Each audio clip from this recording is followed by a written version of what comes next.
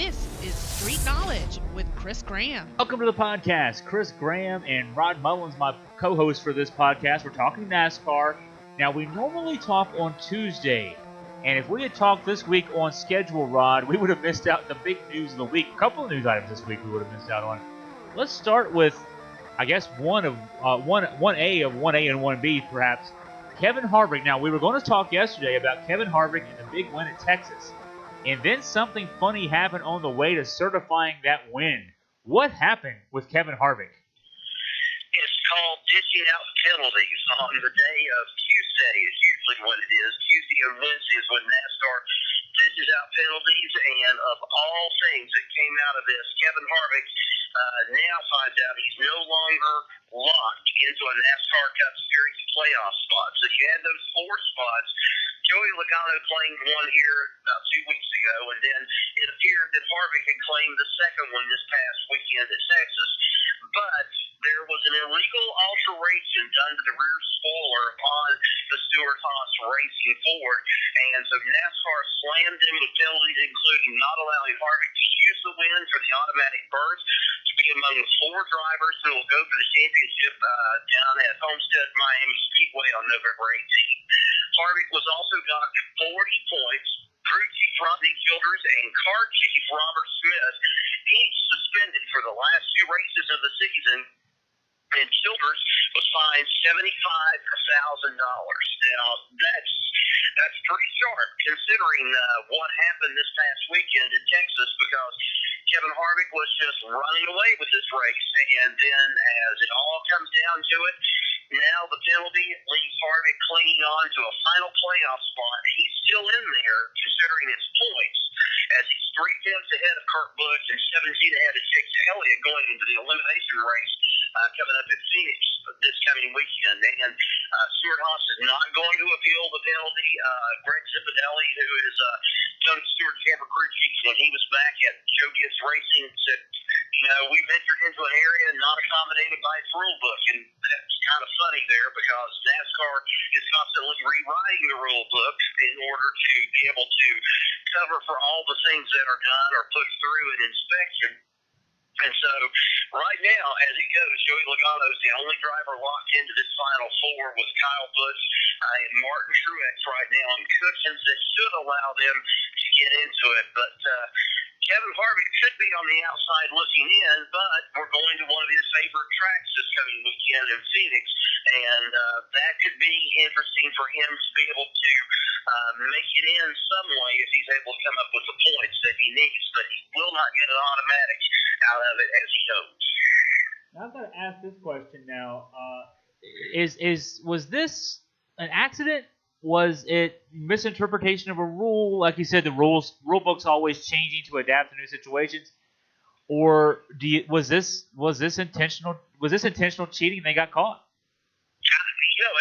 That's a question we'll never know. I mean, as opposed to years ago when Michael Waltrip and his racing team put jet fuel in the gasoline or in the Sunoco gasoline at Daytona, and they got speeds to where they actually were pushing 200 miles an hour or a little over. That was directly cheating, so to speak, after they did that. This, I don't know. When you're talking about the rear spoiler, it could have been something in the makeup of the spoiler or how it was made, and it just didn't pass anything until they started looking at it in post-race inspection.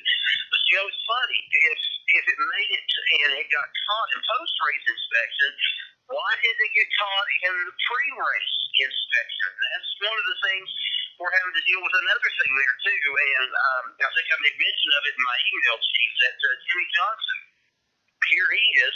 He is penalized in pre-race inspection this past Sunday in Texas.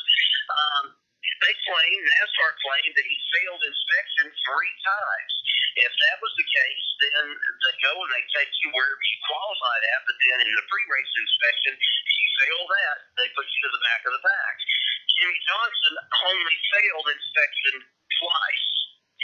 And now NASCAR's having to explain themselves, which they have claimed it was an oversight. Who knows about this? I mean, this is all kind of up in the air sort of things, and this is with how can I say, it's chaos with a little bit of order when you talk about NASCAR and the big boys. Now, when you go to your local tracks, it's one of those things where you can challenge one of the other racers and you can say, hey, I think your engine's illegal. In this case, NASCAR is going to kind of keep it under the radar, so to speak. And you really can't say that I guess the infraction was, I don't know, it's one of those things that could have been a fluke. But NASCAR also penalized Ryan Blaney. He finished second in Texas. Eric Jones was also penalized. He finished fourth.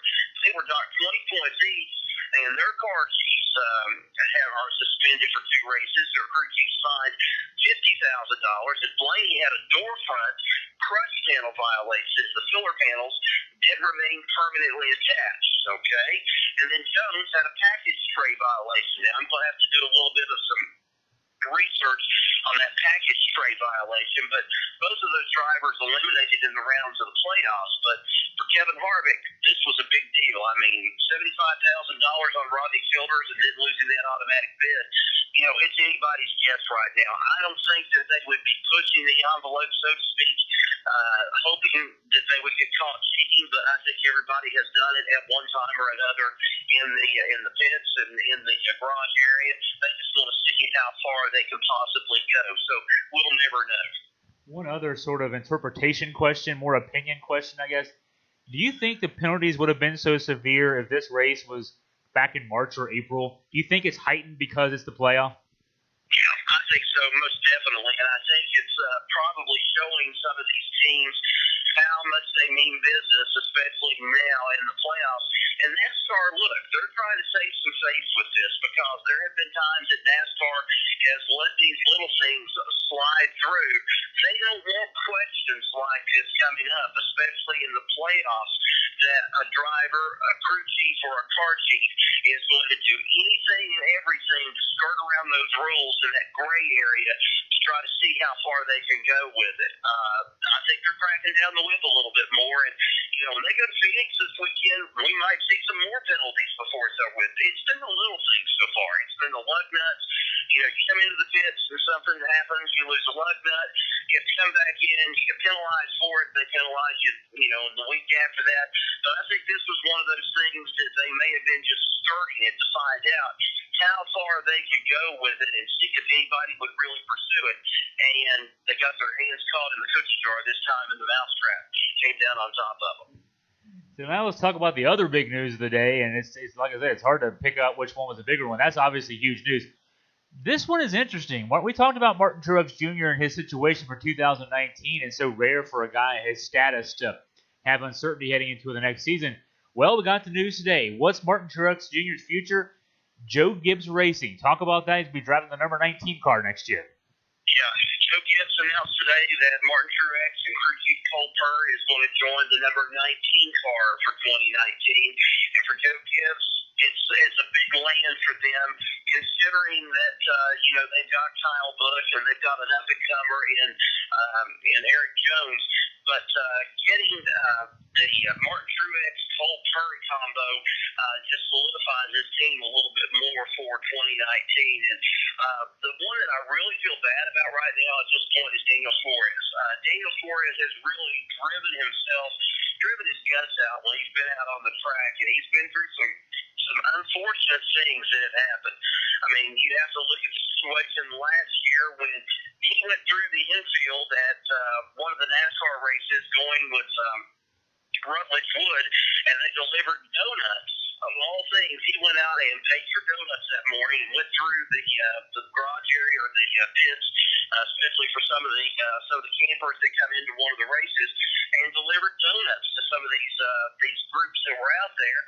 And he ends up losing his sponsorship with Subway because Subway says, "Hey, look, you're going out and promoting something that's not healthy, and why should we stay with you?" I think it was probably more than that why they dropped Daniel Suarez, but it made him look bad because he was just doing something at the sake for the fans. And now you have him come up this year, and he's been racing really well. He's not won a race, but he's still a great personality. He's a great driver. He's got some potential if he drops somewhere. And then Joe Gibbs is like, well, to make room for Martin Truex, we're going to pull the rug out from underneath Suarez. And he has nothing right now lined up at this point. Now, he's been successful in the Xfinity Series. He might jump back to going to the Xfinity Series for just a little while till he finds something. But, for furniture road racing, it won't exist now as it goes into 2019. We don't know who the sponsor will be on the 19 car with Martin Truex and Cole Kern there. But for Barney Visser, he's just happy. He doesn't have to bankroll it anymore. He's been bankrolling it out of his own pocket. And Joe Gibbs Racing has got outstanding support from Toyota with their research and development team. It's a match made in heaven, so to speak. And that is until the wheels start falling off for Joe Gibbs. And it could before it's over with, because once these teams start getting a little bit more comfortable, you start seeing things kind of materialize that kind of degrades and brings the team down. And give example of that, Henry Motorsports and Jimmy Johnson, and what kind of season Jimmy Johnson has had this year. People are still scratching their head wondering, is Jimmy Johnson still that great of a driver? People may still be wondering whether or not Martin Truex will still have what it takes to be a successful championship driver when he goes over to Joe Gibbs Racing next year. More off the track news, some sad news, kind of bridging the world of IndyCar racing and NASCAR. Mary Holman George, she was the chairman emeritus at Indianapolis Motor Speedway, died over the weekend, 83 years old. You'd recognize her voice anyway. Talk about this news. Oh, this is a big loss, at least for Indianapolis Motor Speedway. It brought back memories for me. When I heard of her death the other day, I was fortunate enough. My wife and I attended the first Brickyard 400 up in Indianapolis, and the first thing that they brought out, I first thought it was one of those things of, okay, it's just one of those fluff things you do as a promoter or as a racetrack owner, that you're going to do this, and that's the first time at this Brickyard race, so I kind of understand it. No, she did this for all of the races, for all of the IndyCar races, and also for the NASCAR races from the time that they came in at the Brickyard. And they deem her as the quiet pioneer of auto racing. And she took over, of course, when her husband passed away, and she also resumed the head of the company, or the head of the corporation in IMS, when Tony George was removed. Her son was removed out of that position. But she's been known to millions as the woman who gave the command to start engines for the Indianapolis 500 and other events at the Speedway. But she great family up there, generous, very kind when it comes to philanthropy. She will definitely be missed. Some more off-track news, and this has to do with merchandise. For fans who attend races regularly, you've been used to a certain new setup, relatively new setup the last few years. But that's going to come to an end. Take us into this one, Rod. Well, if people are familiar with going to the races, they used to see a lot of trailers. Certain select races now, you can still see some team trailers, but a lot of this stuff has been consolidated into just a few trailers for memorabilia and different things like that. Fanatics is now terminating their NASCAR trackside deal after this year, according to sources. It was a 10-year deal that they had originally signed with NASCAR to run through 2024, but there's been a big problem for Fanatics, and I can understand why. Sagging attendance that has negatively impacted the original financial projections for the deal. Now, I'm not saying Fanatics doesn't have any nice things or doesn't have nice stuff. They do, but when you start getting people to back out of coming to the races because of the price tag, how much it costs to bring a whole family, are you really going to have a lot of money left over to be able to spend on memorabilia? And folks have to know, stuff is expensive at the track. There's no doubt about it. When you can go and, not plugging for Walmart here, but if you go into a Walmart, you might find a Chase Elliott shirt. You might find a Napa shirt there. You might find a Hooter shirt for Chase Elliott. But when it comes to some of the other drivers, it's pick or choose wherever you may go. So for Fanatics, they declined to comment about this whole thing, but NASCAR President Steve Phelps said the news in a statement on Friday last week to a organization, the paper called The Daily. He wrote and he told them, he said that we're in the process of finalizing a plan for a new trackside merchandise model for 2019 that will continue to engage the fans at racetracks across the country. And although Fanatics declined to discontinue or they chose to discontinue the trackside relationship, they're looking for someone else. And by the way, this kind of goes with the same thing that I had also read in some circles last week that we didn't have a chance to put on in the podcast. Comcast has now decided they're not quite interested in maybe having a controlling interest in NASCAR or purchasing some kind of stock in NASCAR.